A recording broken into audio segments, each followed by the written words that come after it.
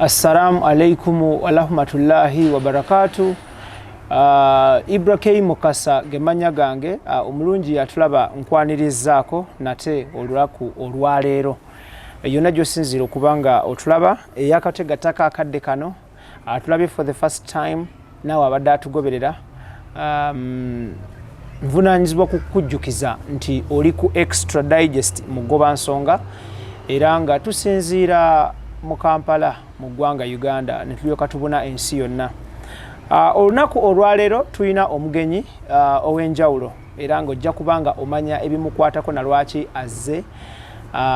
Si mulala omwami MUSAAZI Richard nga munnayuganda awangaalira e Bungereza ne Uganda okutwaliza awamu abeera kuno okwaboobwe nga kw'otadde n'emitala w'amayanja e Bungereza. Omwami ono mukugu mu kunoonyereza era nga ajja kubanga atunnyonnyola area ye eya speciality oba obukugu bwe buliwa mu kunoonyereza. Nga sinagenda wala muŋŋanye nsooke nyaniriza omugenyi waffe mwami MUSAAZI Richard era gwe ngenda okusaba atubuuzeeko tulyoke tutandikira awo. Neyanziza okunkyaza ndi musanyufu okubeera wano. Amiina. Mbalamusizza abagoberezi bya IBRAH ne ttiimu ye bye baweereza and kansuubire nti mu bye tugenda okusharinga mugenda kubeeramu ebyokuyiga bingi. Tweyanza nnyo tweyanzege omugenyi waffe y'oyo mwami MUSAAZI Richard.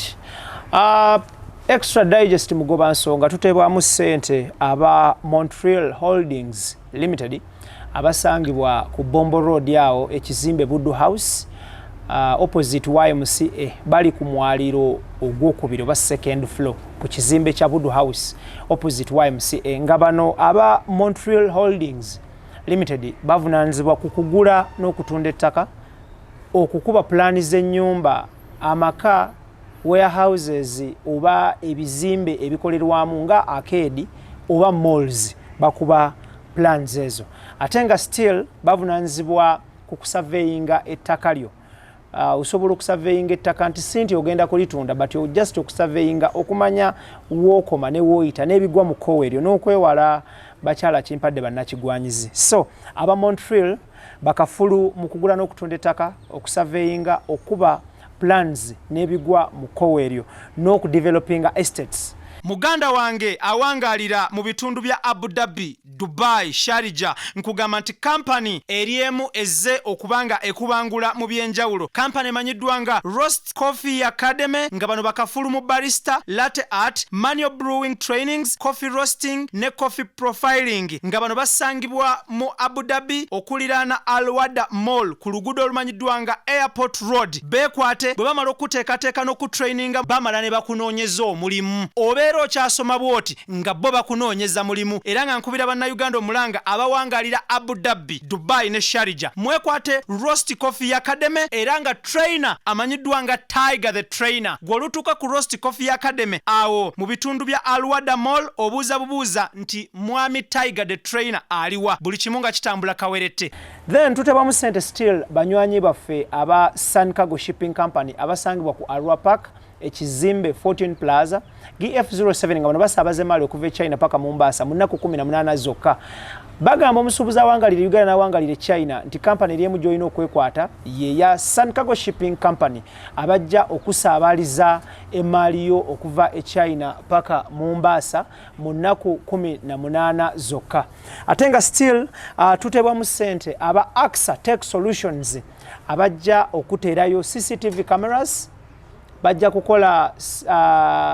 okukola service nga kwotadde n'okukonfiguringa. Aba AXA Tech Solutions basangibwa wali ekatwe ku kizimbe Sapoba Building era nga bano bakugamba nti basuubuza n'okutunda emu CCTV camera. Ate ng'era still tebakoma okwo aba AXA bajja kuwanikirayo gye bayise solar panels buli kimu kibeere nga kitambula bulungi. Lastly njagala kugamba nti gw'alina ky'otunda nga kyawaka, office, saloon, restaurant, gym, pichipichi oba ebigwa mu kkowe eryo ng'emmotoka, weekwate abasozo property consultants UG abasangibwa ekireka ku Kamuli Road meters 15 zokka era nga bano bakugamba nti beekwate buli kimu kitambule mulala.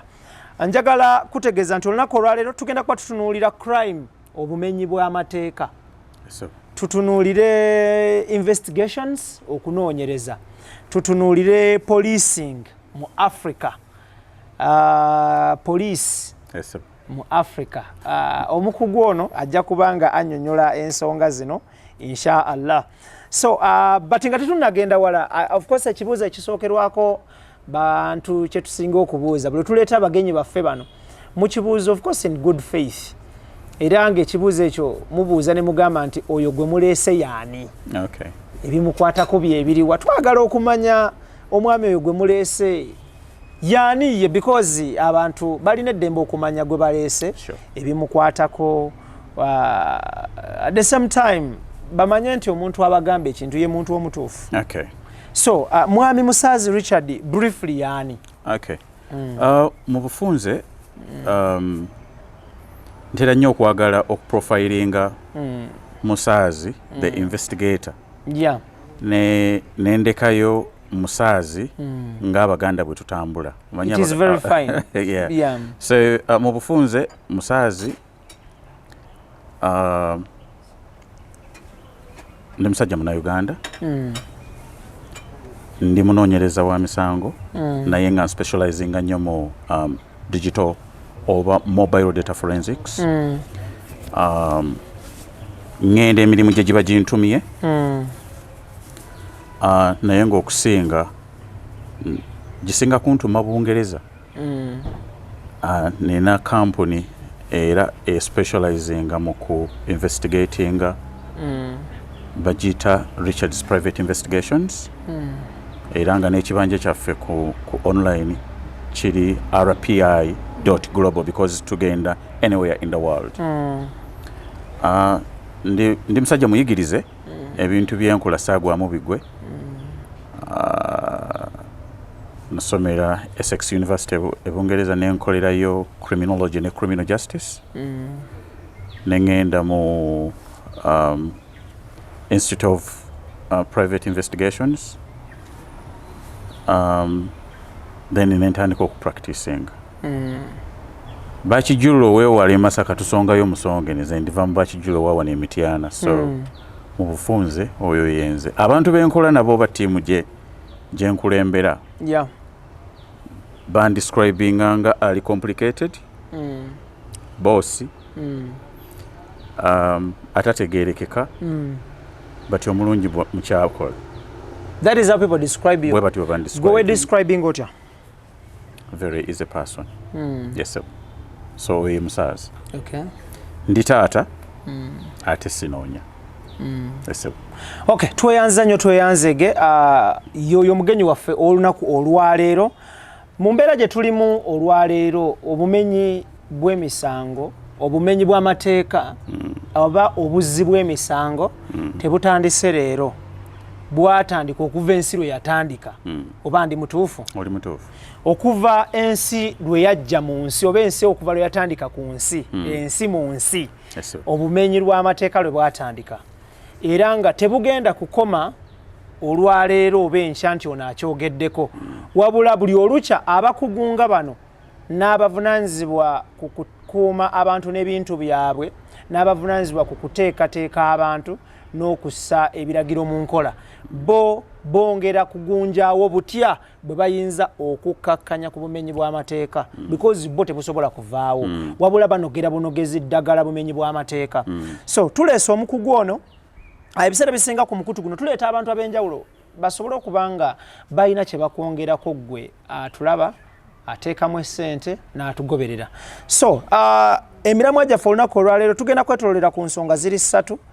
Tujja kutunuulira crime obumenyi bw'amateeka, tujja kutunuulira obunoonyereza oba okunoonyereza that is investigations, then tujja kutunuulira policing in Africa obupoliisi oba poliisi ku ssemazinga wa Africa. Awo we tugenda okubanga tusinziira then tudde gy'oli.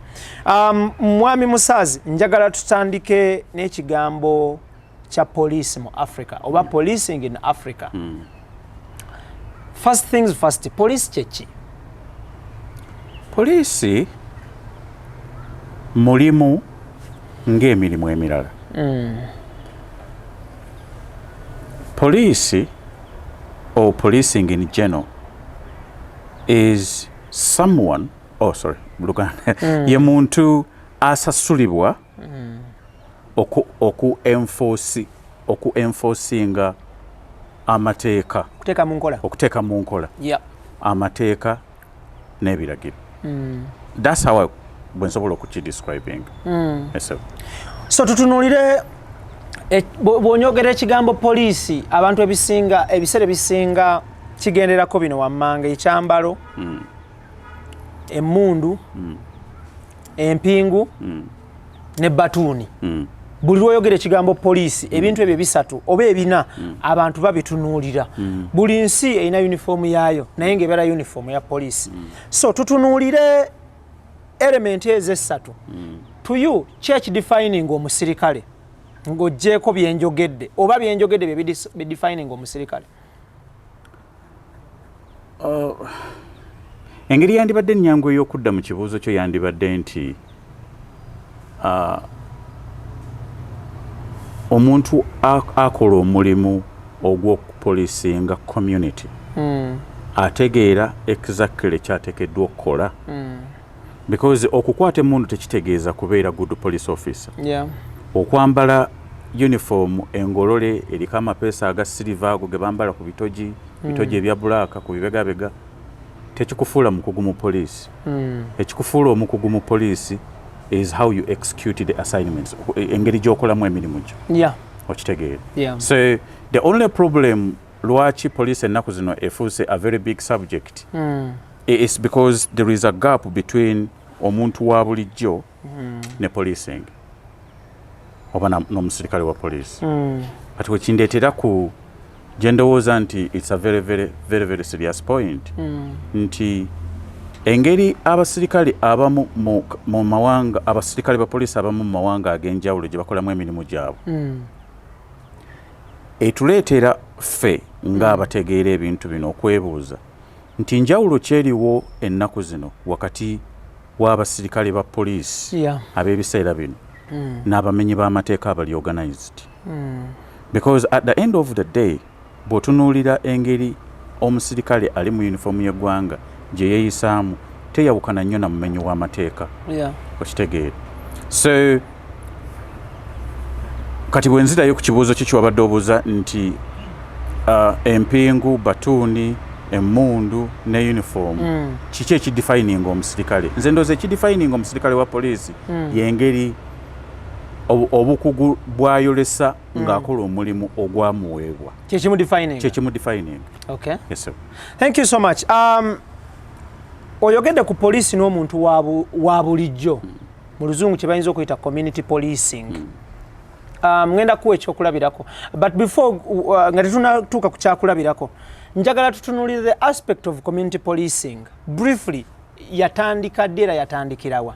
Because ffe mu Uganda yaakajja ebbanga si ddene nnyo. Ebimu ku bitabo back in the days nga tukyasoma bye nayisaamu amaaso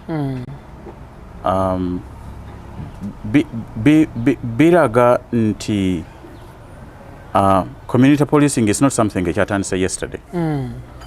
And just because ekintu tekiwandiikiddwa tekitegeeza nti tekibaddeewo.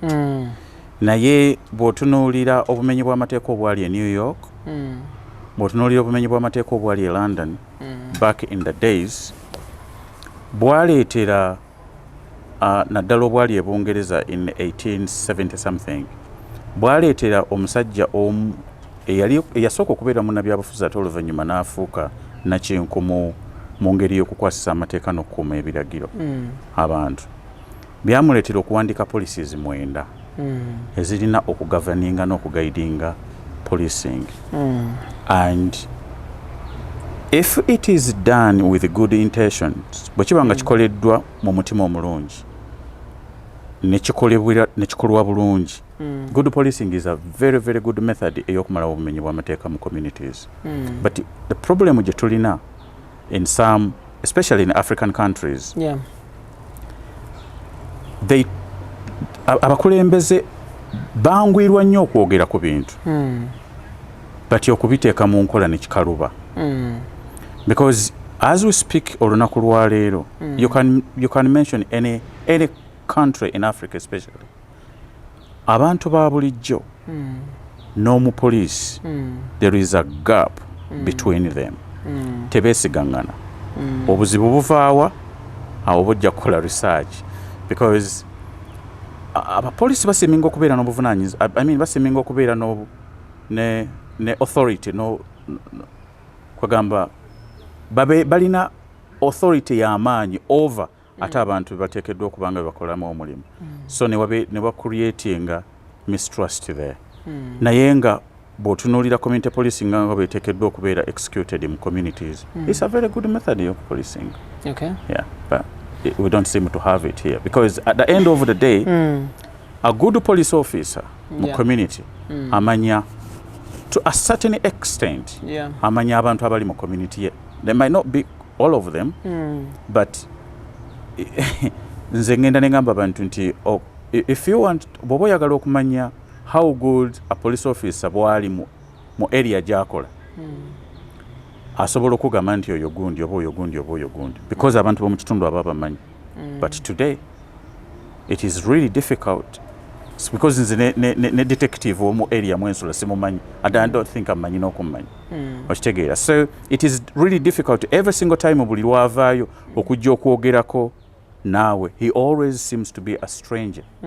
And I don't think awo okola omulimu gwa community policing bulungi. Aspect ya community policing njala tugitunuulire, abantu bagitegeere ebweru eyo. Ebunaayira oba ebulaya gy'owangaalira. Na wano. Ekola? Yeah, of course ekola. Thank you. Ekola. Wano ki ekigiremesezza okukola mu Africa? Ekigiremesa okukola mu Africa, ekisooka, diversity. Diversity is a very, very, very big tool. Simanyi bulungi bwe nsobola kukizza mu Luganda kyonga ekigambo, naye kati kankuwa ekyokulabirako. Ogenda n'osanga omusirikale owa poliisi ow'e Kalamojja nga yali wano ekisugu. Azaalibwe Kalamojja. Azaalibwe Kalamojja. Okay. Nga yali wano ekisugu. Yeah. The question is, buli lwavaayo okwagala okujja okwogera ne musaazi, olulimi lwe twogera nze sirutegeera, but alina okufuna omuntu omulala agenda omuvuunulira. Okitegeera? Kati nkujjira ku kinyusi kya community policing. The communication is very poor. The knowledge of the community is very poor. And yet you are talking about community policing. Diversity yeetaagisa mu policing institutions mu Africa. Nti muleeteeko ku bantu abava mu bitundu ebyenjawulo, bakole mu bitundu mwe babeera nga bantu babategeera, nga boogera n'ennimi ze bategeera. Bw'oleeta aspect eyo waliwo ajja okugamba on the other hand nti IBRAH bw'aba azaalwa mu kitundu n'omuyingiza n'ayingira ekitongole ky'okukuuma eddembe nga poliisi n'omuleka kuno, ajja ku aidinga oba ajja kubeera soft eri abamenyi b'amateeka mu kitundu ekyo, because mwazaalwa era batera n'okugamba nti naye omwana wa gundi oyo yatatubeereddeeko ku nsonga eno, mwana wa gundi oyo mwana owaffe mwennyini. So kati ekyo kiina gonjoolwa kitya?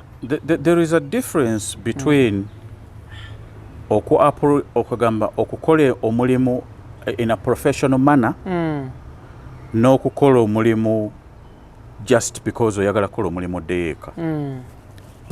A professional police officer amanyi kyalina okukola. There is a difference okutandika okuwa excuses n'okuwa excuse eri genuine.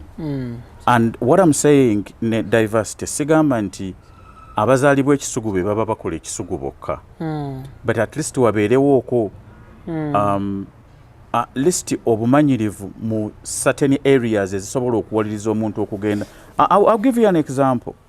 And by the way, it's like a challenge. Erina abatuwuliriza oba abatulaba. Yeah. Nti you go out there. Genda ku police post yammwe mu area mwobeera. Mwowangalira. Yeah. Bagambe nti ozze kubabuuzaako as a local citizen. Okitegeera? Ojja kwesanga nti emyaka oba 10 kankwe emyaka emitono 10 gy'omaze mu kitundu ekyo. You don't recognize most of those police officers. Okitegeera? Yeah. CID oba kankugambye nti oba the officer who is in charge of investigating ku misango either ku police station oba ku police post genda gikyalire because mulimu gwo because eriwo kululwo police tugyetaaga ate naye twetaaga that's the fact. Genda bagamba ogenze ozze kubabuuzaako mu mwoyo mulungi they welcome you if they are really professional police officers bagenda kukkiriza obabuuzeeko but batunuulire faces zaabwe ojja kwesanga nga tobamanyi but how do you expect omuntu oyo okujja okwagala okwebuuzaako because information erina kuva mu local people the local community people esobola okubayambako okusolvinga emirimu gyabwe but how am I going to be open with you nga sikutegeera nakutegeera that was the main point ey'okutandika akakundi ka community policing nti kalina engeri gye kasofteninga gye kagatta omuntu wa bulijjo n'omupoliisi. Mwami Musaazi, abalungi abatulaba by the way tuli n'omwami bamuyita Mwami Musaazi Richard. Yes, sir. Is a private investigator. Yes, sir. Ng'ayita mu kibiina ekimanyiddwanga Richard's Private Investigations. RPI. Yes, sir. Era nga bali ku kibanja kya WW ojja kubasangayo. Yes. Yeah. Omwami ono munna-Uganda awangalira e Uganda ne Bungereza era nga yakuguka mu kukola okunoonyereza ku bumenyi bw'amateeka oba obuzzi bw'emisango. Tumuleese leero atulambululire ku nsonga nnyingi. Abatulaba balyagadde okumanya omuwaatwa oba gap eri between poliisi n'omuntu wa bulijjo. Omuwaatwa ogwo guyinza kuzibikirwa gutya because omuntu wa bulijjo bw'alaba omusirikale amulaba ng'omulabe we n'omusirikale bw'atunulira omuntu wa bulijjo amulabira mu aspect ya kukwatibwa kusibwa kukwatibwa kukubwa kukwatibwa kusambibwa kugalirwa n'ebigwa mu kkowe eryo. Waliwo nnyo fear eri between the two parties nti omuntu wa bulijjo alaba omusirikale ne bw'aba si muzzi wa misango era omulaba nga alina embeera gy'ayingiddemu. So eddibu lino oba omuwaatwa guno guzibikiddwa gutya? Ekisooka tosobola kufikisinga problem nga tosoose kukkiriza nti weeri. Poliisi esooka ekkirize nti erina problem yo nga yo poliisi. Bw'enekkiriza nti erina byekola ebitateekeddwa kukolebwa oba byetateekeddwa kukola then awo wegenda okutandikira okusortinga out issue ey'okubridginga gap because believe me gwe aza mwananchi gwe ng'omuntu wa bulijjo a community member a local citizen weetaaga police. That's a fact. At one point ojja kwetaaga ku services za police but ne police egenda kwetaaga. So that's why we need to bridge that gap. The first thing to do, police has to admit nti erina ebintu byekola ebikyamu. Andi bw'eneemala okuadmitinga nti ebintu ebikola bukyamu emirundi egisinga obungi by the way nti ebikola bukyamu, that is the beginning y'okusortinga problem. Kyekisooka. Ekyokubiri, waliwo enjawulo wakati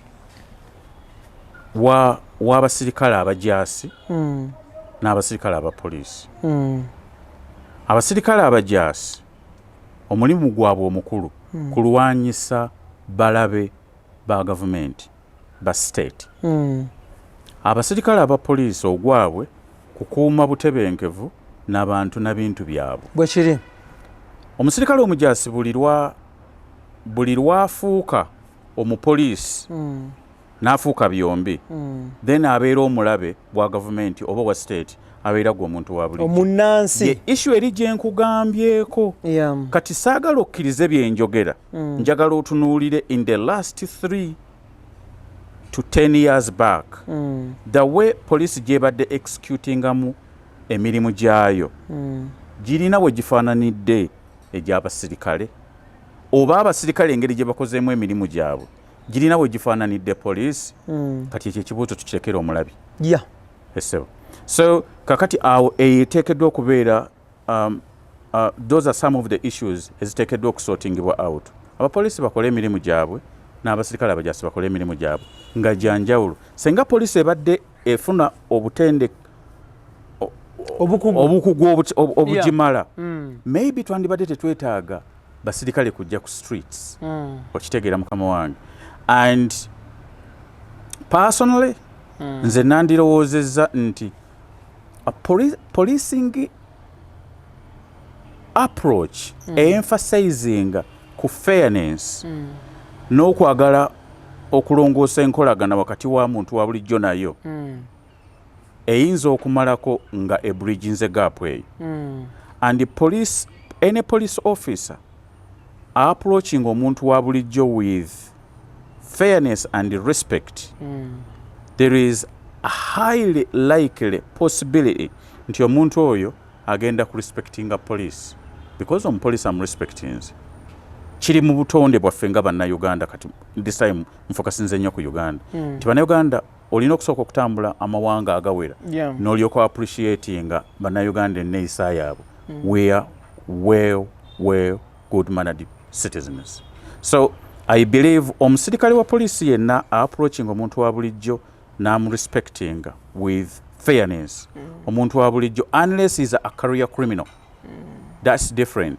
which percentage eyinza okubeera entono but omuntu wa bulijjo abeera more likely okutandika okurespecting omusirikale naye abalungi abatulaba tuli ku extra digest mugoba nsonga IBRAH Mukasage manya gange tuli n'omwami MUSAAZI Richard nga mukugu mukunoonyereza ku bumenyi bw'amateeka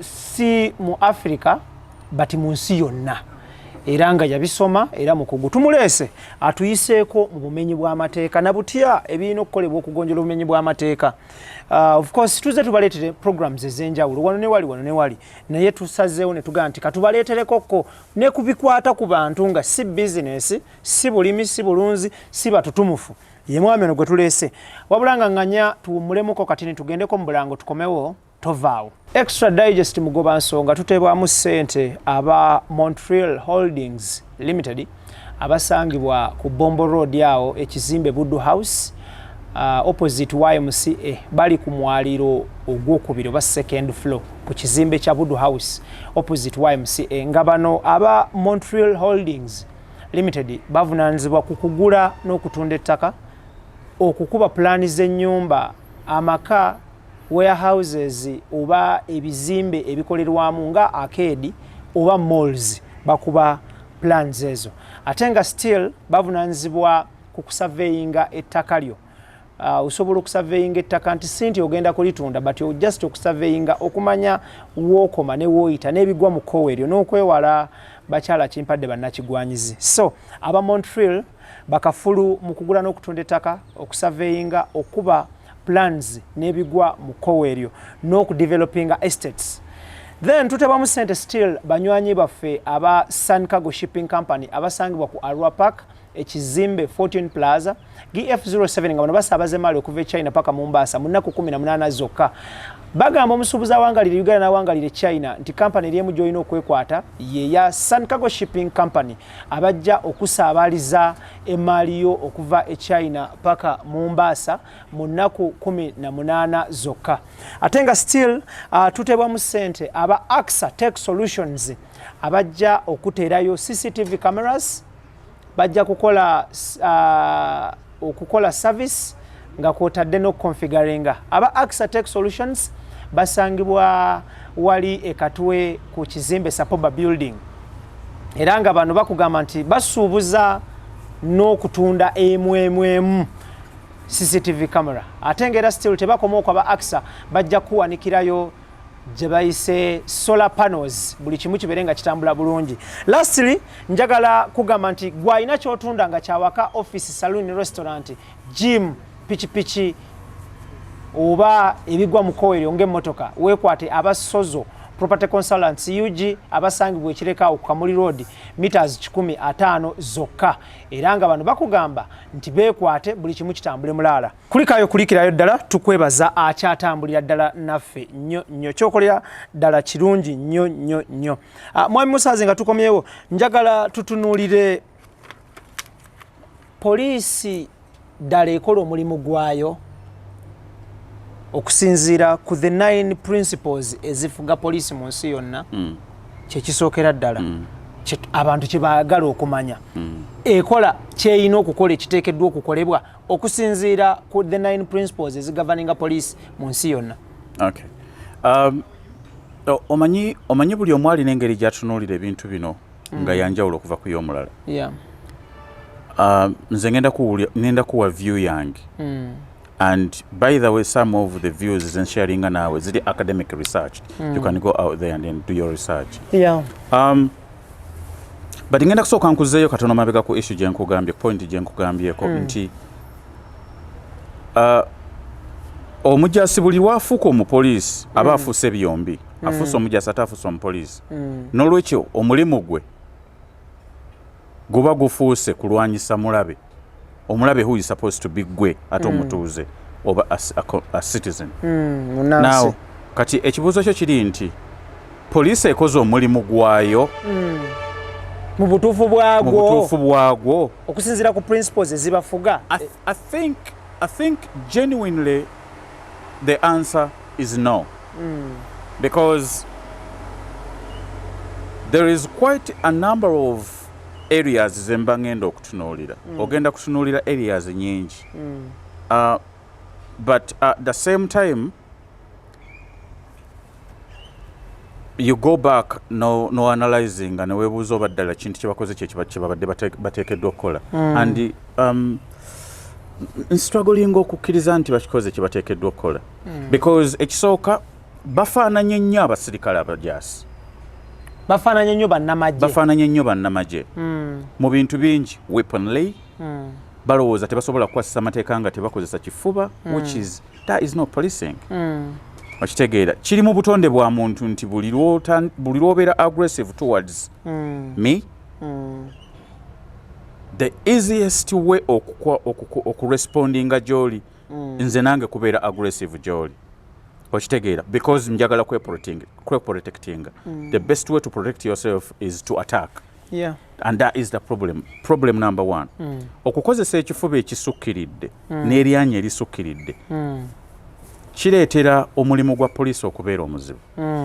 And ekyo ne kibaviirako oba ne kibaleetera okuba nti omulimu gwabwe tebagenda gukola bulungi. Okitegeera sebo. And issue endowooza eyandibadde oba endala is the lack of kiki bateekeddwa okukola. Okitegeera. Because if you go out there n'omubuuza kati for example because abapoliisi bateekeddwa okubeera mu bitundu byaffe for example. And they are supposed to be approachable. And they are also supposed to approach us.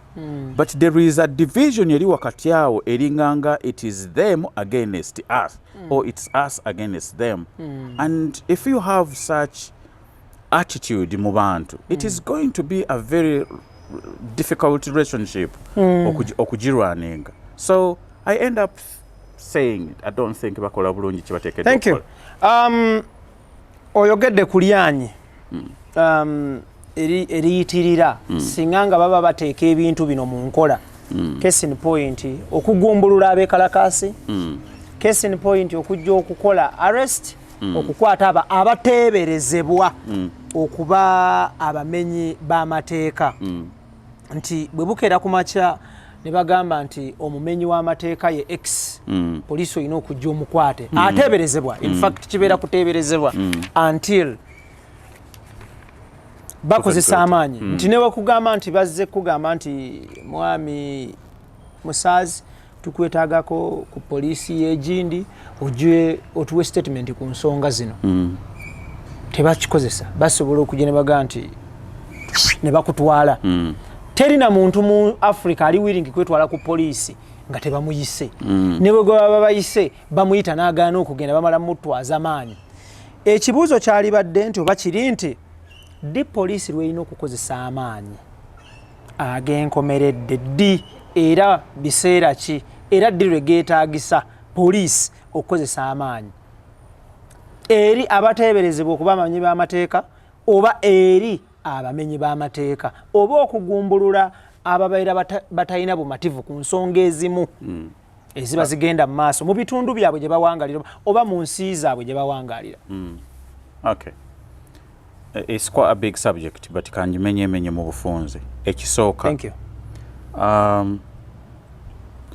Okukozesa eryanyi erisukkiridde kijja kusinziira ku kiki kyoyita eryanyi era ng'olikozesezza otya kubanga oli ajja kukwata ekigala ky'emmundu akikuwuttule ku mutwe naye nga talina kintu kirala kyonna kyakozesezza eryo lyanyi that's an assault okitegeera so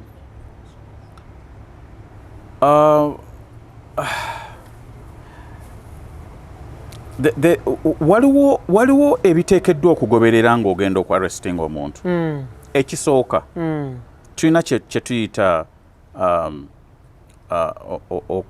omuntu okumusomera rights ze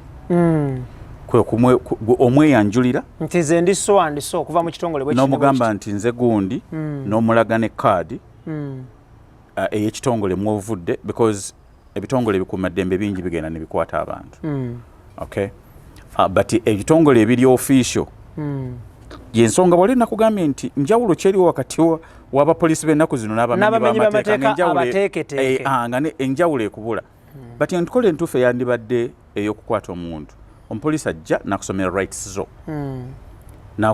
nakweyanjulira nakubuulira ye yaani and nakubuulira lwaki azze okukwata era akutwalawa ebyo byonna nakolaki nabikunnyonnyola bati ate nakulabula nakugamba nti toteekeddwa kubeerako kyoyogera kubanga bw'ona okyogera kiyinza okweyambisibwa ng'obujulizi mu kkooti oli wa ddembe okusirika something like that olaba approach eyo gye nagambye okuva olubera ebiri eri gye twatandikidde so if someone ngazze nakweyanjulira bw'atyo there is a possibility ogenda kumuwuliriza ogenda mugamba nandyagadde mukyala wange abcd buli omu alina engeri gya reactinga mu situations ez'enjawulo so that would be the best way ey'okuapproaching omuntu now senga ogaana okukwatibwa nga akoze kyateekeddwa okukola then that means you are resisting an arrest. That is an offense. Okay? And then that means ogenda kukakibwa okutwalibwa. Yeah. But this is also very crucial. Okakiddwa otya. Otubadde tulagaawo. Okitegeera. Kakati okyasobola okugaana nakukwata ku mukono n'ogaana. Agenda kusobola oba bagenda kusobola okukozesa eryanyi okukwata omukono guno kubanga abagunyola baguteeka emabega basobola okuteekako empingu okitegeera so kati bwe bakussaako empingu you're going nowhere so baba alina okuliidinga gye bati ate bw'ogezaako okuinsistinga n'otandika obbasambano then that means olinganga abawa chance nabo okulinnya and believe me toyagala bakulinnye okitegeera so that's why nzizeyo wali mabega nkugamba nti eryanyi buli omu alina engeri gyali defining but in this case that would be the best approach and bwe baba nga bakuwadde time nga ddala bali official no bagamba lawyer wange yogundi abcd njagala abantu bange bangoberere there's no problem.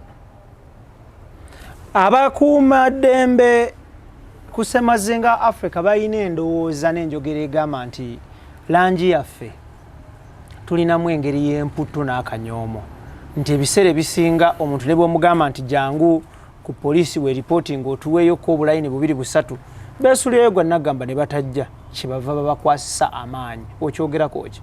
ekintu ekyo kya bulimba kati bwebanga bakozesezza amaanyi because bagakozesezza ekyo tetukyogerera mu kisenge but bakikozesezza because babadde very brutal babadde very aggressive and bakozesezza eryanyi eriteetaagisa but what have they gained mu kukozesa eryanyi poliisi efunye eki mu kukozesa eryanyi bayongedde creating a gap first from my vantage point bayongedde creating a gap bayongedde kukyayisa n'abaana basirikale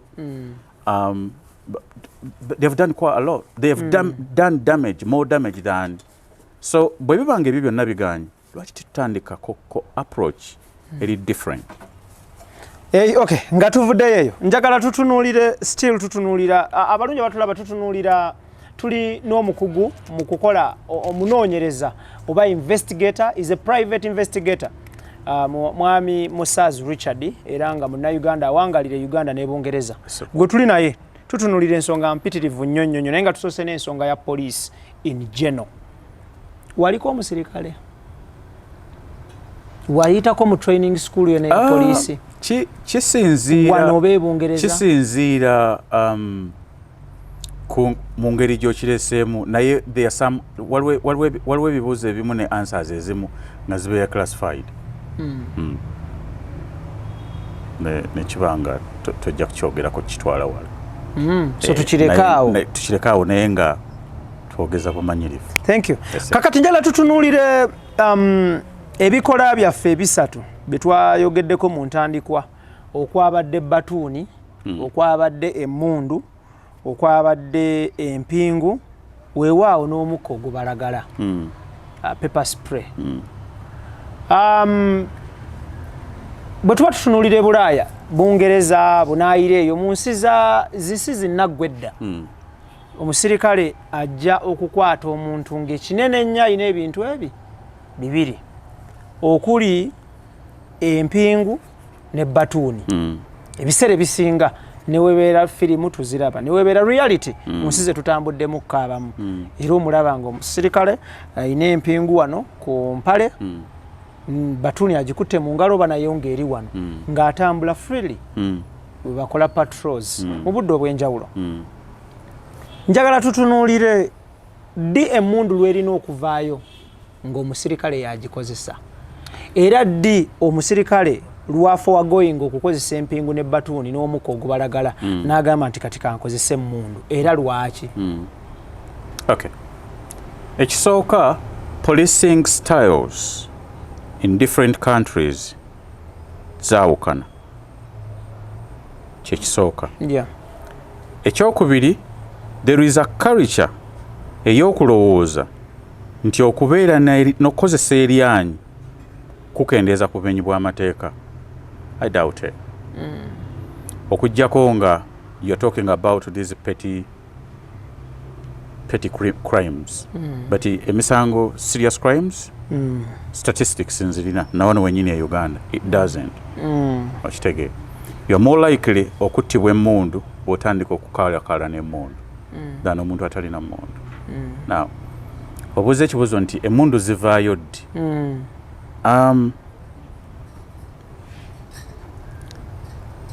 waliwo kansoke nkuwa ekyokulabirako wano ewaffe e Uganda oba ne some of African countries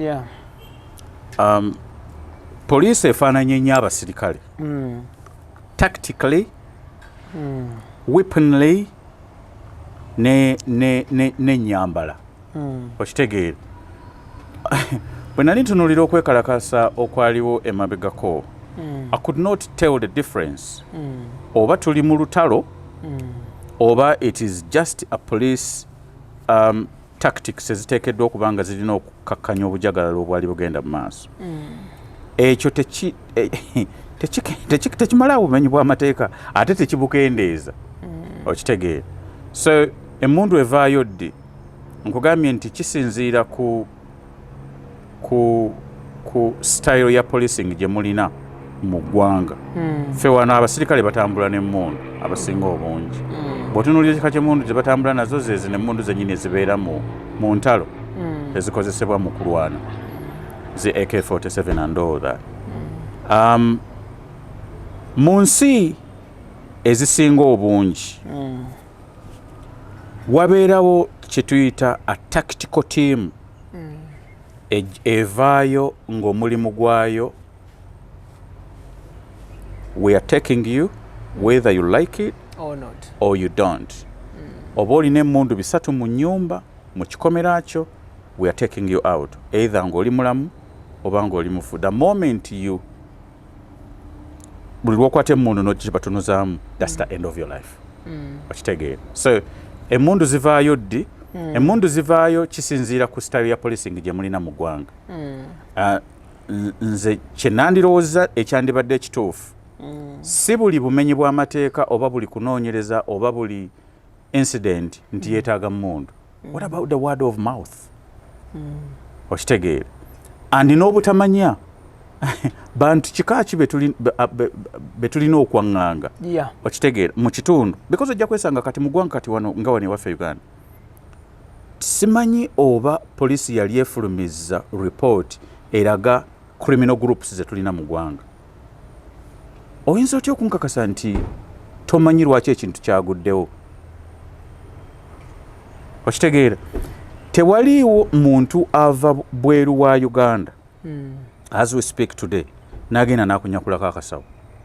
Abantu abakola emisango abazza emisango egifaanana bwe gito be bantu be tumanyi abali ku bitundu, be bantu abali ku streets. Ojja kwesanga nga dduuka namba 37 amanye baani abasinga okubba obusimu wano. But it's because policing style yaffe eyawukana okuva ku y'abantu abalala oba yensi endala, and that is the problem. Emmundu zivaayo, but zivaayo ddi? Zivaayo senga an incident ezulibwa nti omuntu alina emmundu oba da group, criminal group or gang group erina emmundu, then mulina okugi executing nga namwe mulina emmundu. Okay, thank you so much. Abalungi abatulaba tutunulira policing in Africa. Era nga teri nsi etalina police wansi w'enjuba. Teriiyo nsi, buli nsi eba ne police. Of course, naye style y'enkola y'ebintu byabwe we twawukaniramu. Njagala lastly nga tuwunzika ku poliisi eno, abatulaba baalyagadde okumanya poliisi mu Africa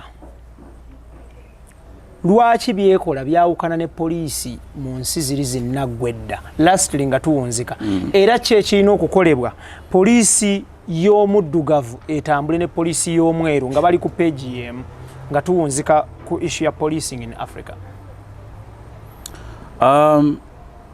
Ekisooka I think kyendowooza nti kyandibadde kikulu, poliisi yejjemu ebyobufuzi.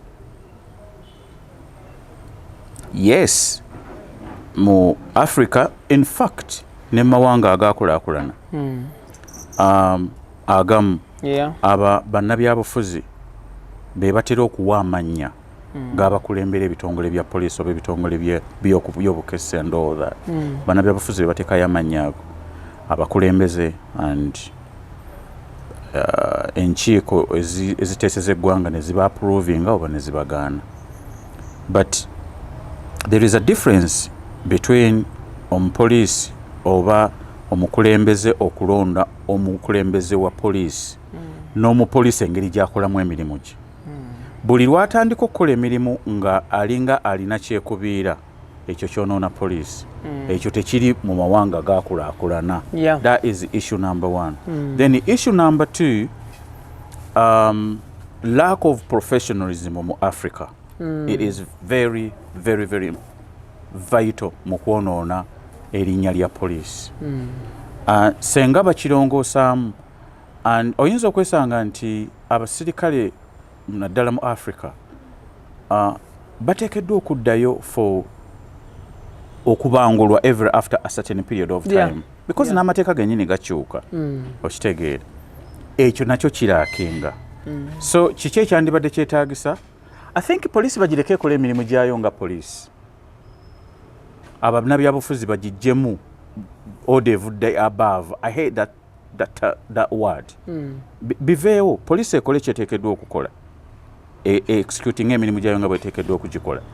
Ate poliisi eve ku analog style of policing because twetaaga ebintu bingi bitandike okukozesebwa mu police okusobola okupgradinga engeri gye bakolamu emirimu gyabwe because ekifuula abangereza oba abamerika mu ngeri emu oba endala because lyayinza okugamba nti kiki kyategeeza n'abamerika nga bebasinga okukola abcd but when you go statistically n'otunuulira engeri gye bakolamu emirimu gyabwe cases eziba ziripotingiddwa instances eziba zirabiddwa ku TV ze zibeera entono but emirimu egisinga okukolebwa obulungi gye gibeera emingi okitegeera so nze sikwatibwa nsonyi kugamba nti bw'otunuulira Bungereza oba bw'otunuulira America I don't care kiki kyagenda okugamba nti kwezo zonna cases zetulaba incidences yes there is a difference because just because ekintu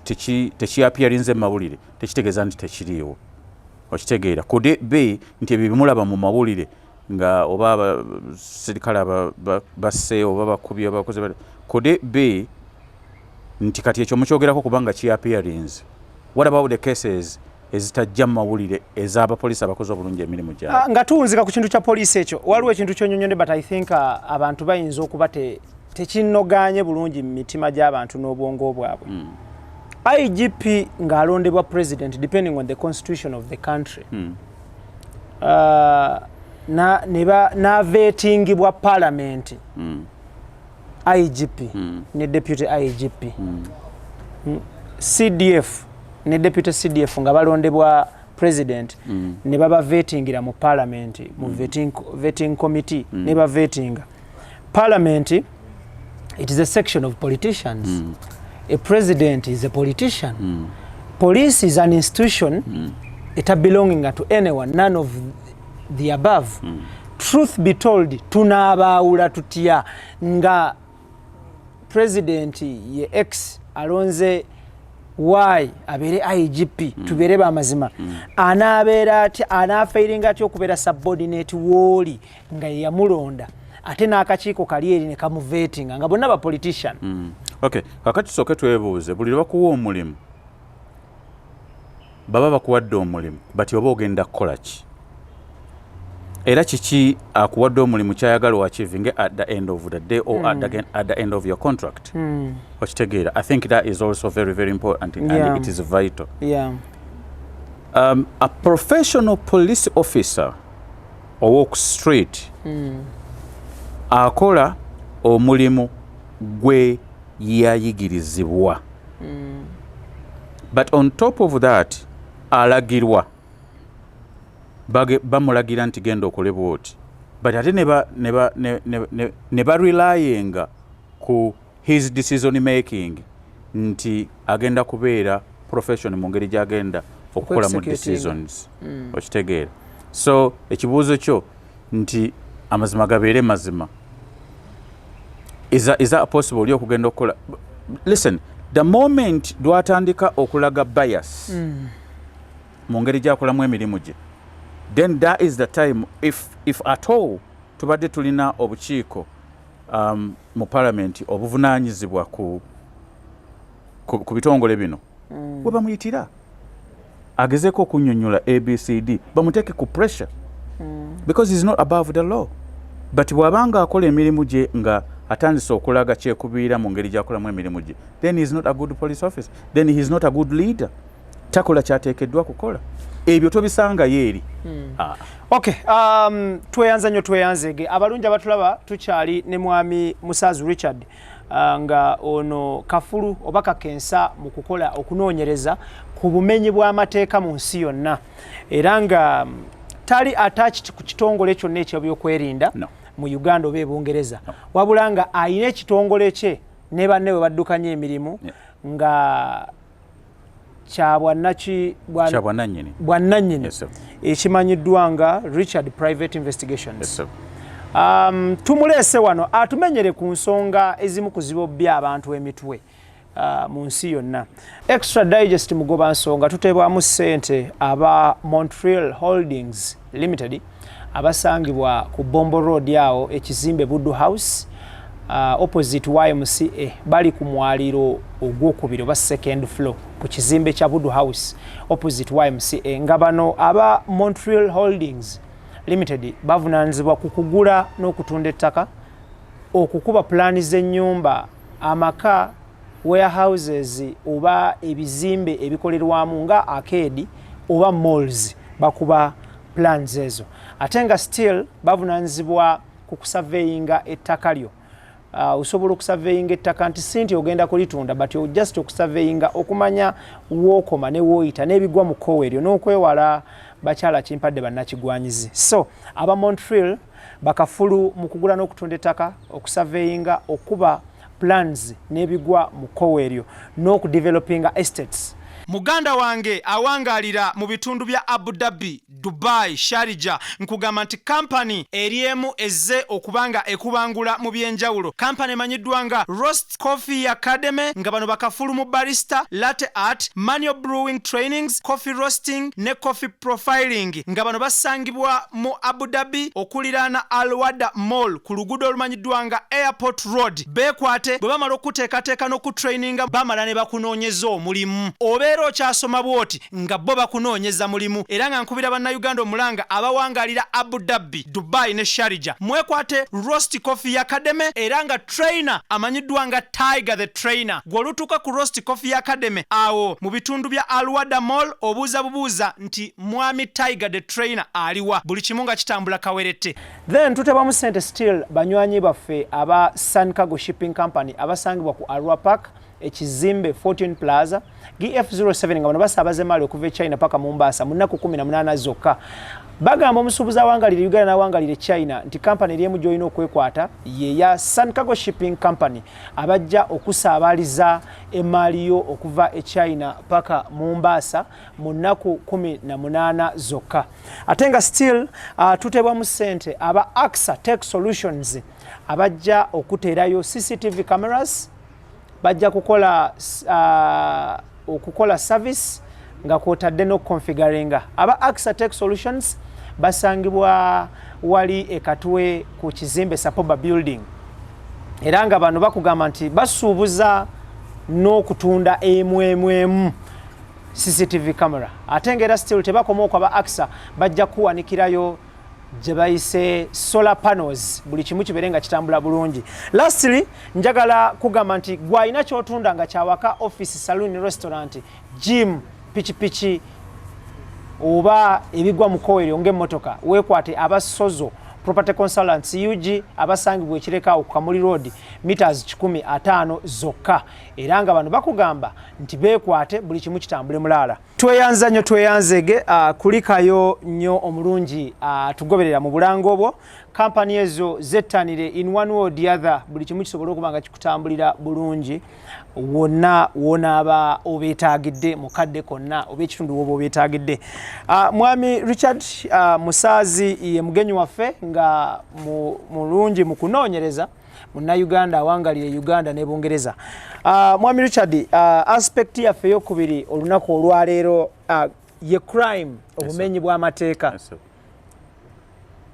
Obumenyi bw'amateeka kyeki? What is crime? Tutandikira obumenyi bw'amateeka buli nsi erina engeri gye budescribing eyinza okubeera ey'enjawulo ku nsi endala. Ekyo kiyinza okukuleetera okugamba but crime is everywhere. Buli omu gyadefininga crime ebeera yanjawulo. Ensi ezimu bw'owasa abakyala ababiri obwo bubeera bumenyi bw'amateeka. Ensi endala bawasa n'omusango bakongereza nako ne baga nti omuwendo gubulako. Okitegeera nabadde nsoma ku Google of recent Japan eri mu kusaba bannansi beewase bazaale nnyo. Okay. Yeah, it is just recent one tekinaweza na nnaku bbiri egamba abantu tebettanidde nnyo kuzaala. Okay. Yeah. Okay. So kitegeeza ne gavumenti ekirinamu omukono so bakkirizibwa okuwasa n'okuwasibwa. Yeah. So crime kwe kukola ekintu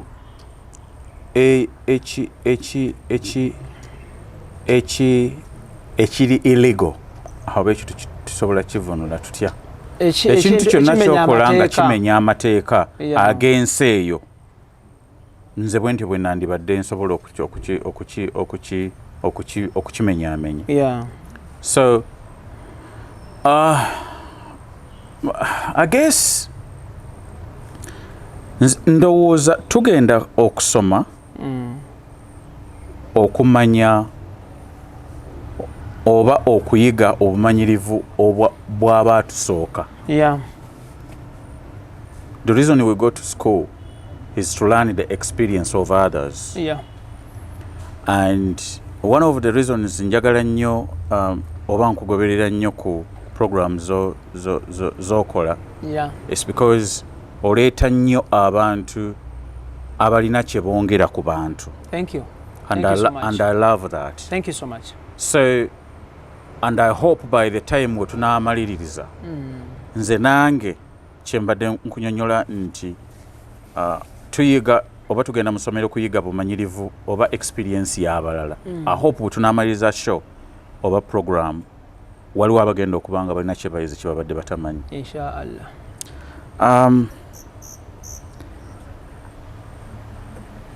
There is quite a very, very big problem gye tulina wano ewaffe mu ggwanga when it comes to crime.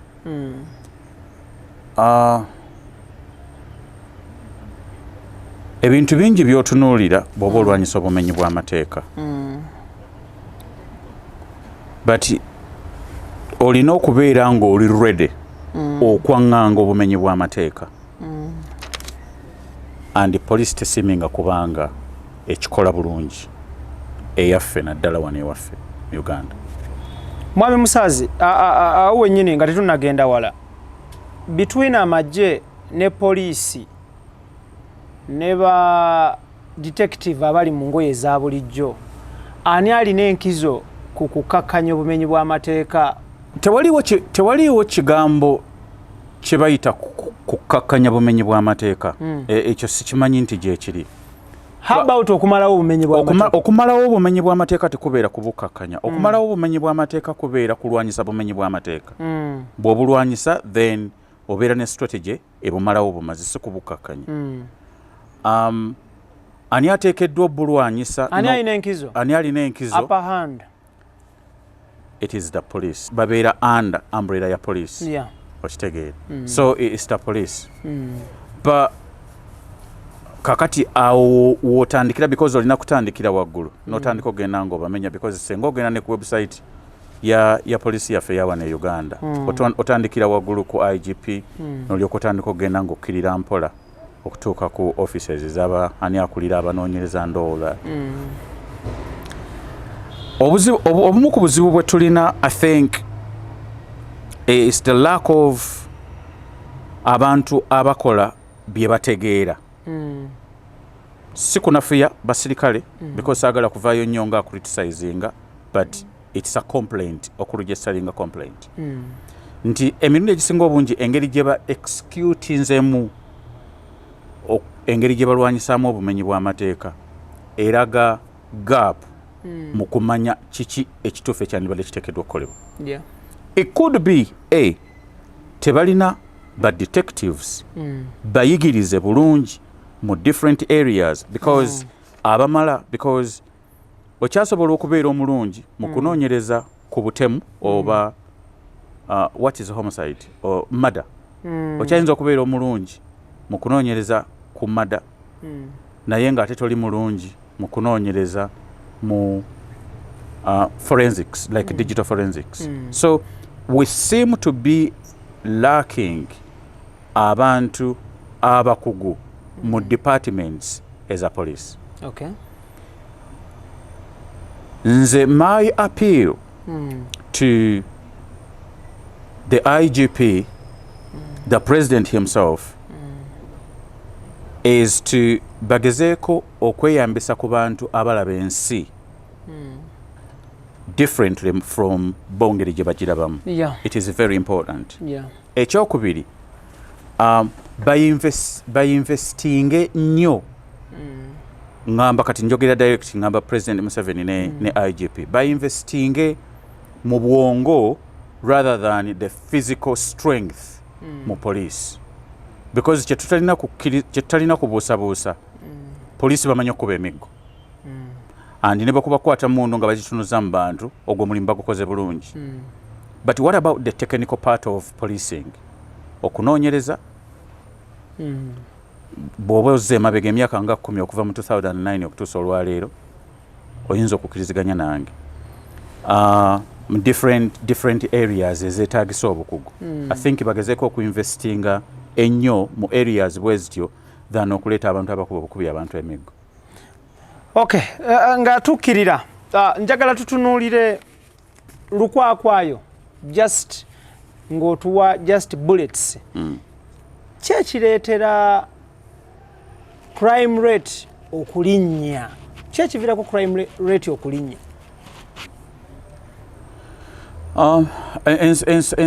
Ensonga nnyingi. Ekisooka okwetegeka kutono lack of knowledge ya kiki ky'omuntu kyateekeddwa okukola it's also very important but nakyo kireetera crime okulinnya because tulina kye tuyita crime sports.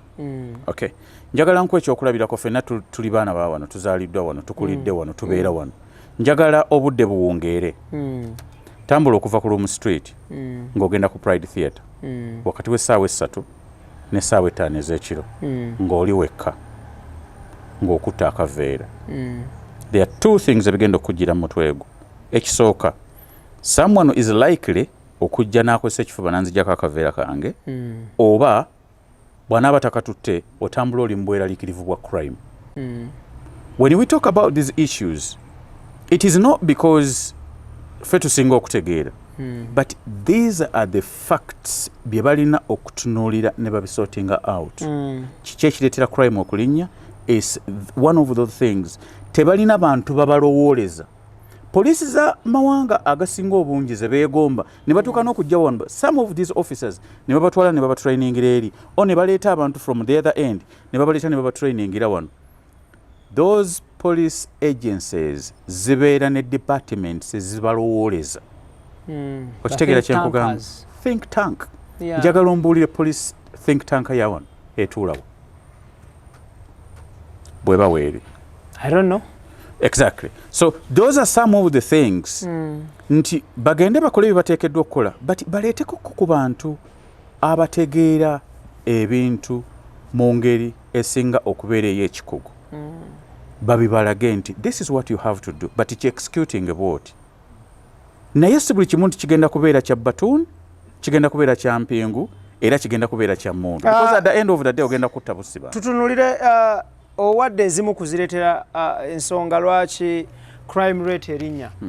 Abamu bwe tuba tunyumya n'abantu bagamba nti unemployment abantu okubulwa emirimu abavubuka okubulwa emirimu tikiviirako crime rate okulinnya. It is true but ne mu nsi ezaakulaakulana mulimu obumenyi bw'amateeka era obumenyi bw'amateeka crime statistics ziraga nti ezimu zirinnya depending area kijootunudde endala ne zikka naye nga ebbula ly'emirimu ttono okitegeera. So it's a mindset y'omuntu. Yes, obutabeerawo mirimu nakyo kireetera obumenyi bw'amateeka okulinnya but manya kati buvunaanyizibwa bwo gwe nga a police detective or a private investigator munoonyereza ku misango nti you know what bw'otuuka ku container essaawa yo gijje ku mukono ku container village bw'oba ogenda mu owino gijje ku mukono giteeke mu nsawo okitegeera because that area is a crime spot okitegeera. Once you start identifying such spots those are some of the things abantu police byeteekeddwa okugamba abantu because I genuinely believe abantu ababeera mu those local areas bazimanyi nti awo toyitawo saawa bwe ziti but if omutuuze asobola okumanya nti awo toyitawo saawa bwe ziti why is it that last year yali akyogera bwati n'olwaliro akyakyogera then that means the local police station or post there is a lack of communication between the communities because ekyo bandibadde bakisalira dda amagezi then obutamanya the crime players the people who are likely okuba nti be bagenda okucommittinga those crimes ne babamanya oba ne mubamanya, and then you do something about it. So, okay, we know nti operating mu kitundu kino, but sooner or later tugenda kukwata. You see, that's a kind of a mind game now. Bantegedde okitegeera, there are so many things bitusobola okukola okusobola okukakanyako ku bumenyi bw'amateeka. Njagala tutunuulire obumenyi bw'amateeka buno. Poliisi ne ba detective bakoze batya okubukkakanya? What should be done okubukkakanya? Sina kindi n'okubumalirawo ddala bwe kiba kisoboka. Bwe kiba kisoboka. One of the things byendowooza nti byandibadde byetaagisa is si buli ayambala uniform ya poliisi, si buli akwata baaji ya poliisi nti ateekeddwa kubeera musirikale. Tuteeke abantu abatuufu abateekeddwa okubeera mu offices ezo, tubateekemu nga be batuufu abateekeddwa ozibeeramu. Si bano be tuyita obuyisi okujja ku mikolo ne tubanjula nti yoyo detective IBRAH, yewe Nansana oba yewe Gindi. So tufune abantu abatuufu mu offices ezo be baba bazibeeramu. Solution number one. Solution number one. Then ekyokubiri, to police ekyuse attitude yaayo. Change of attitude. Change of attitude. It is very, very, very important. Yeah. Because one of the reasons why police tesolving na misango gyerina right now, it is not because abantu tebamanyi bantu bali, but it's because are they going to be protected nga boogedde? Okitegeera? Are they going to be protected? And also ne gye tugenza okuloopa ku police, are we safe? Nti information eyo teddeyo mu bali abantu betulonkomye. Okitegeera kye nkugamba? Attitude ya police ne ba detective in general ekyuke ebeere ku side y'abantu, efe nnyo ne kuba victims. Okitegeera? So I think senga abantu banamanya nti ne gye tugenza okuloopa yennyini we are being protected, then obumenyi bw'amateeka bujja kubeera bwangu bwa kulwanyisa, andi bw'obulwanyisa oba obukendeeza. Okay. Yes, sir. Okay, abalungi abatulaba tuli ne Mwami Musaazi, tuli ku Extra Digest mugoba nsonga. Tutunuulira ensonga z'obumenyi bw'amateeka, tutunuulira enkola y'emirimu gya poliisi, tutunuulira okunoonyereza oba obunoonyereza ku bumenyi bw'amateeka. Omwami ono mukugu awangaalira Ebungereza ne Uganda okutwaliza awamu, era nga ensonga gye tuliko yagisoma n'aginnyonnyoka bulungi nnyo nnyo. Twasazeewo tuleete omwami ono atusigire ekifaananyi mu mbeera eyo. Talina kyekubirira, talina kitongole kya byakwerinda kyakola nakyo wano oba e Bungereza okusinziira ku ye nga bw'agamba, era tujja kugenda n'ekyo. Nga tuvuddeyo eyo, Mwami Musaazi, njagala tutunuulire kye bayise alipoota ezikwata ku bumenyi bw'amateeka. Criminal reports. Di poliisi oba ba detective lwe balina okufulumya alipoota zino, era alipoota zino bwe zifuluma kyekiddako, kyekiviirako alipoota zino okulwawo okufuluma. Mbuuziza ebibuuzo nga bisatu okutwaliza awamu. Ekisooka kyendowooza nti ate kikulu nnyo. Again, buli nsi erina engeri erina lifestyle yaayo gye polisingamu, gyekolamu emirimu gyayo egya poliisi. Yeah. But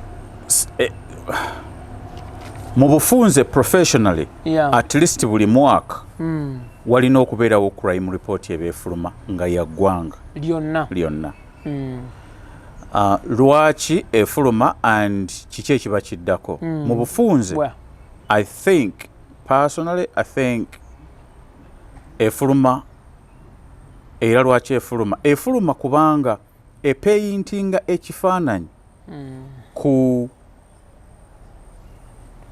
ku butebenkevu and the safety mu bitundu mu community oba mu ggwanga okitegeera because senga bakugamba nti for example kankugiremu ka section kamu nti okusinziira ku crime report efulumya olwaleero eraze nti abantu 80% abattiddwa omwaka guno babadde bangi by 80% compared ku bafuluma last year. Then that means you don't feel safe. Okitegeera. So reports zino zifuluma okulaga okusiga ekifaananyi ky'obutebenkevu bw'eggwanga oba mu bitundu abantu gye babeera kugamba engeri poliisi gy'erina okukola emirimu gyayo n'okulwanyisa obumenyi bw'amateeka. So kigiyambako okumanya. So otuwa ensonga lwaki alipoota erina okufuluma buli mwaka? Yes sir. Thank you. Njagala otubuulire okulwawo kwa enfulumya ya alipoota n'okufulumya alipoota zino kuva ku ki era kirina okunogerwa eddagala kinogeddwa kitya eddagala okugonjoolwa kubeerewo obwangu? Simanyi lwaki lipoota eba erina okumala okutwala emyaka 3 okufuluma. Ekyo sikimanyi. Because nze nkugambye kati tubuuza gwe naffe omukugu mu kunoonyereza lwaki zirwawo era kyekiyinza ziviirako okulwawo. Tekiteekeddwa kumala more than 12 months okufuluma. You can't give me any reason lwaki omwaka mulamba guweddeko n'okwata n'omulala nga tufulumiza crime report. What reason are you going to give us? IGP alina okutunnyonnyola. Okitegeera alina okutunnyonnyola because for me that is laziness. Because these are some of the areas professionally worldwide gwe mulimu gwe ebyo bya overseeing. Okitegeera kati if sengo ngamba nti omwaka guweddeko n'ogwokubiri ne guggwako kifaananyi ki kye tulina ekyobutebenkevu mu kukuuma abantu n'ebintu byabwe. Okitegeera. So nze nkimanyi nti kiteekeddwa kubeera every after 12 months at least, but if it goes beyond that then the IGP abalina okuvaayo nnyonnyola abantu waayo. Okay. Njagala tutunuulire alipoota zino ezikwata ku bumenyi bw'amateeka ebiseera ebisinga zibeeramu abantu okuvaayo ne boogera ne bawa obujulizi. Mubeeramu ebiseera ebisinga abantu alipoota zino okuyamba ku kkooti okusala emisango gino. Zibeeramu ebiseera ebisinga n'okuzuula obumenyi bw'amateeka bwe buwaŋŋamidde n'engeri gye bayinza okugonjoolamu embeera eyo.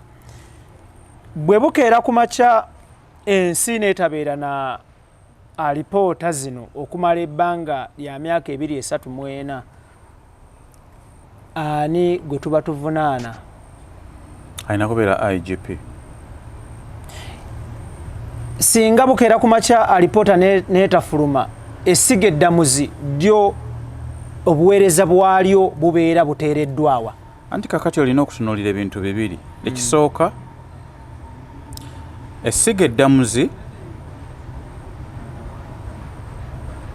nagwo mukono gwa gavumenti. Poliisi mukono gwa gavumenti. Bw'okwatibwa n'otwalibwa ku poliisi bw'okwatibwa n'otwalibwa ku poliisi ovunaanibwa baba bakuteebereza okuba nti wazizza omusango. Oteeberezebwa. Oba oteeberezebwa. Then that's kye bayita suspect, okubeera suspect. Then omuwaabi wa gavumenti ng'akolagana n'abanoonyereza be basalawo yasalawo obanga ddala obujulizi bwe balina basobola okuwangula omusango mu kkooti. Kangende empola okitegeera. Obanga ddala obujulizi ba detectives bwe balina omuwaabi wa gavumenti anaasobola okuwangula omusango mu kkooti. Right? And that's when lwova okukubeera suspect n'obeera omuntu gwe bakyajinze. And then that means kati awo tebakuteera ddala. Because bakukyajinze. No, totally guilty. But you are charged. You are charged, yeah. Okay? Bakuvunaanye. Bo balumiriza nti ddala omusango ogwo wakoze eki? Waguziza. Kati bateebereza buteebereza. Kati si buvunaanyizibwa bwabwe okukonvictinga. Obwo buvunaanyizibwa bwa mulamuzi.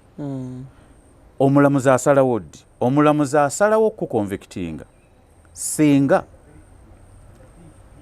detectives police basobodde okuleeta obujulizi ne facts even scientifically evidence okuprovinga nti ddala gwe waziza omusango ogwo that's when lwe bakuconvicting. But the reason is to why some of statistics za police nzikubamu nnyo ebituli, it is because bangwirwa ku arrestinga tebangwirwa ku arrestinga to convict.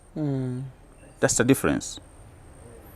Bapapa okugenda okukwata omuntu but tebakwata muntu kubanga bamanyi nti bagenda kumuconvictinga because police bo baweebwa credit to the number of people that have been arrested, not the absence of the crime.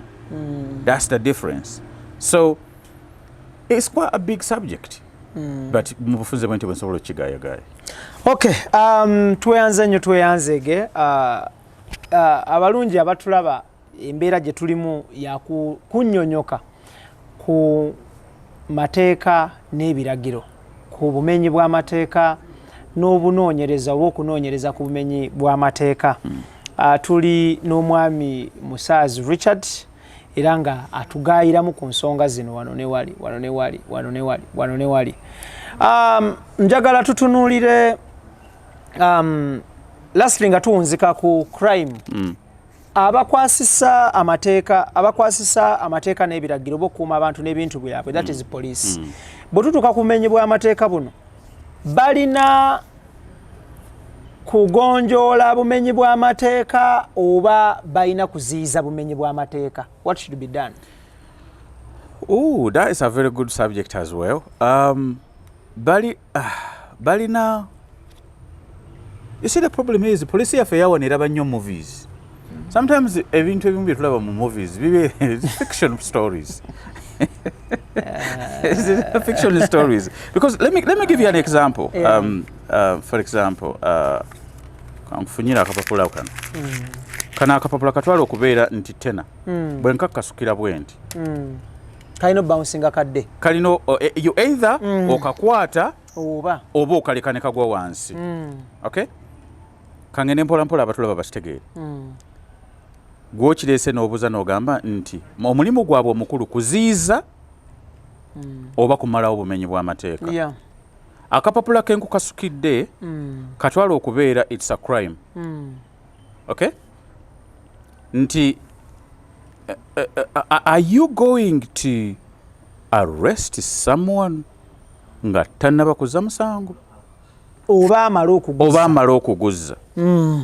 Senga omukwata n'omuarrestinga nga tannabaguzza mu kkooti ogenda gamba kijjaaji wamukwatidde ki? Nze bwe ndaba sometimes bwe ntunuulira omwogezi w'ekitongole kya poliisi oluusi bw'aba ayogera andeetera okulowooza nti asiminga okuba nga alaba nnyo muvi gye bayita Minority Report. Minority Report is a kind of a movie eraga emyaka nga 25-26 mu maaso engeri poliisi gyegenda okukolangamu emirimu gyayo. Bo bajja ne bakukwata nga onootera okuzza omusango. But this is reality. How are you going to arrest someone omutwale mu kkooti era nga you are expecting a conviction nga actually he hasn't even committed anything, a crime at all? So okudda ku kibuuzo kyo nti kuziyiza oba kumalawo, there are so many ways gy'osobola okuziyiza obumenyi bw'amateeka. First of all, obumenyi bw'amateeka ku bantu abamu gubeera mulimu. Abantu abalala it's desperation. Okitegeera. Soko omanye bumenyi bw'amateeka kikaaki bwe tulina mu kitundu kati, for example mu kitundu ekyaffe. And era baani abayinza okuba nga be bavunaanyizibwa kukuzza emisango egy'ekika kityo. Okitegeera. Because emisango egisinga obungi, emirundi egisinga obungi, it is to do with very well known people. Nti ogwo omupiira eyagututte obwo bwanda bwa Toyota Corona balina kubanga bavuka bagundi. you get to know all these criminal groups, you get to know all these criminal gangs, you get to know all these players, and then you start dealing with them mpola. Okitegeera. Sigenda kuyingira tactically engeri ki gy'osobola kukikola, but if you get to know bumenyi bwa kikaaki bw'amateeka kikaaki obuli mu kitundu, if you get to know bantu kikaaki abayinza okuba nga be bali part of that mu kuzza obumenyi bw'amateeka obwo, then kyokola oba okitegeera, then omanya engeri gy'ogenda okutandika okubwavoidinga. No, you don't have to okugenda okubakwata, but okubalaga nti wooli, it's another way okuziyiza obumenyi bw'amateeka obwo.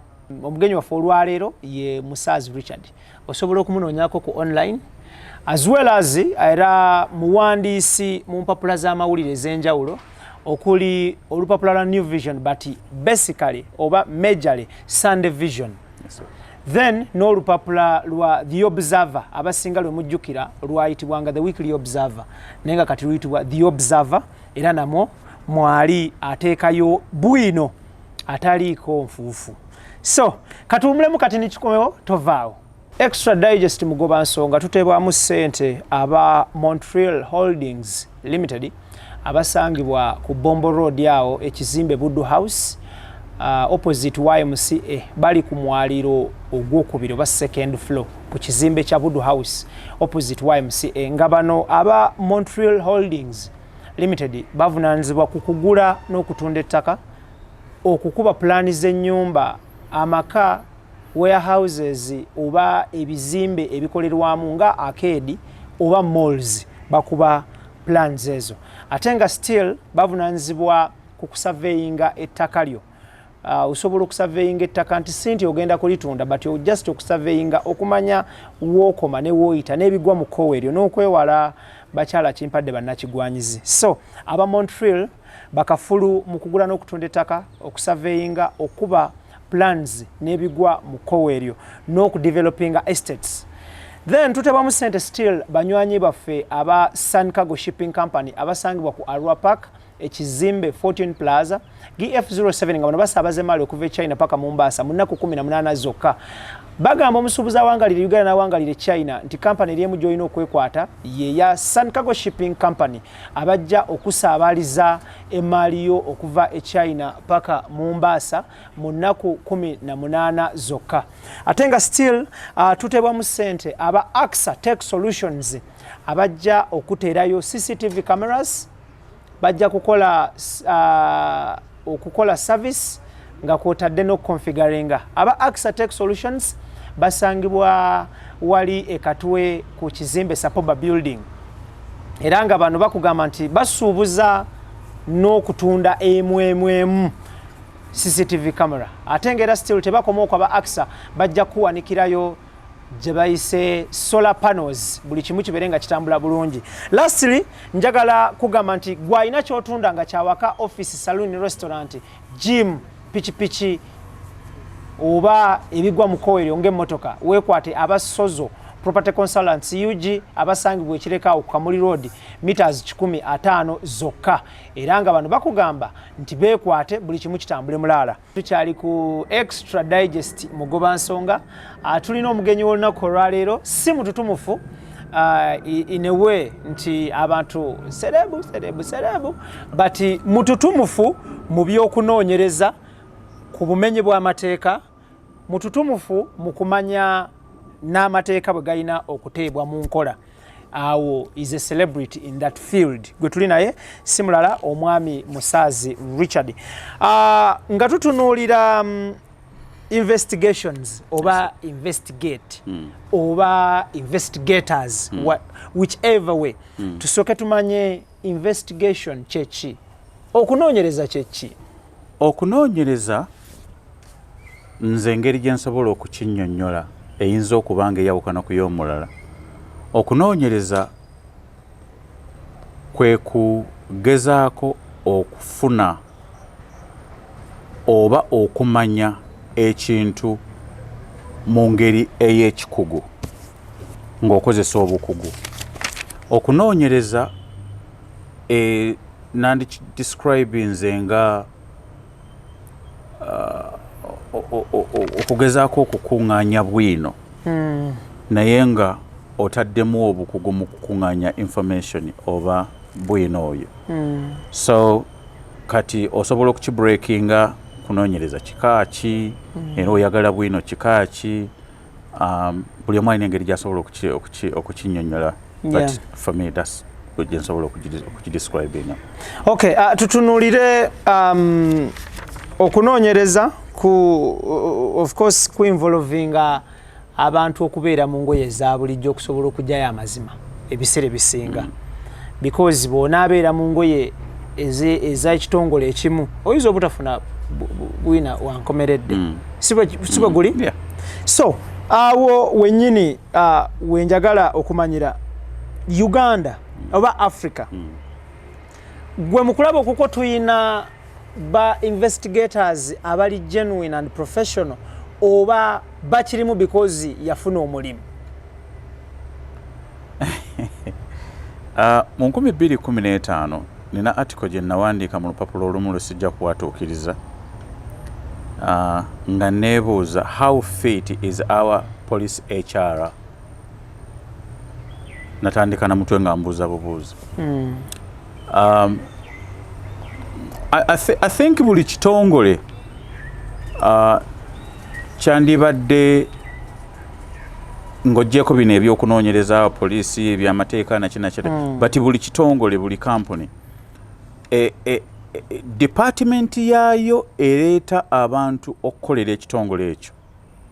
I think it's one of those wings ezibeera ez'amaanyi mu kitongole. Ekisooka mwagala bantu kika ki, ekyokubiri notandika okuba breaking down. It's a bit complicated because abantu abasinga bali mu mirimu not necessarily because baqualifying okubeera mirimu egyo, but bayingira mirimu because bamanyi I'm not talking about particularly mu Uganda, but in most of African countries, not necessarily mu security field, but abantu bali mirimu but nga tebateekeddwa kubanga bali mu positions ezo. So it's a bit complicated, but for me what I take to be very vital and important is how emirimu gino engeri gye gikolebwamu, because njagala kulaba engeri gya executing omulimu then ndyoke mu grading oba akoze omulimu oguli professional oba nedda. Because I'll give you an example. Mu 2018, 2019 and 2019 up to 2000 and from 2018 to 2019 and then 2019 June to 2020 June, njagala oddire criminal oba crime reports ezo bbiri, njagala oggyemu ka section kamu aka homicide. Okay, njagala otunuulire nnyo abantu bameka okusinziira ku crime report, abantu bameka abattibwa mu the first 12 months and then the last 12 months. Kati njagala oddemu okatunuulire abantu bameka aba reporting oba emisango emeka egya reportingibwa nga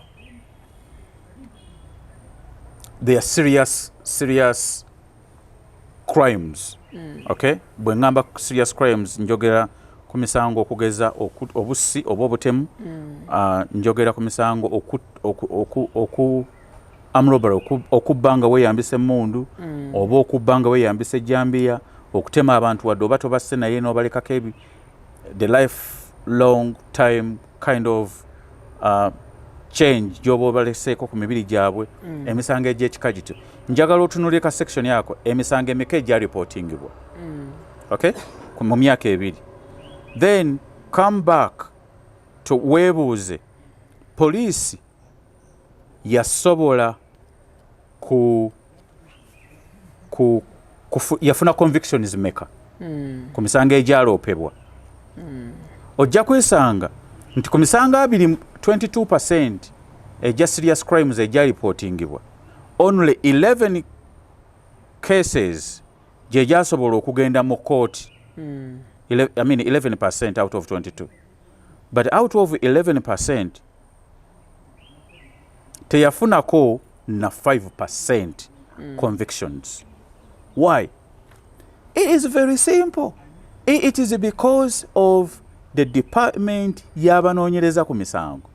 Lack of professionalism, lack of equipments, lack of knowing how to get the job done properly. Yes, sir. Okay. Nga tuvudeyo njala tutunuulire kyekiremesa bambega baffe okweexecutinga. I'm not quite sure obambega kye kigambo ekyandibadde kituufu, but I think about detectives I think mbega yaliwa mbega ye yani mbega kigambo kyadda naye kigambo kyadda era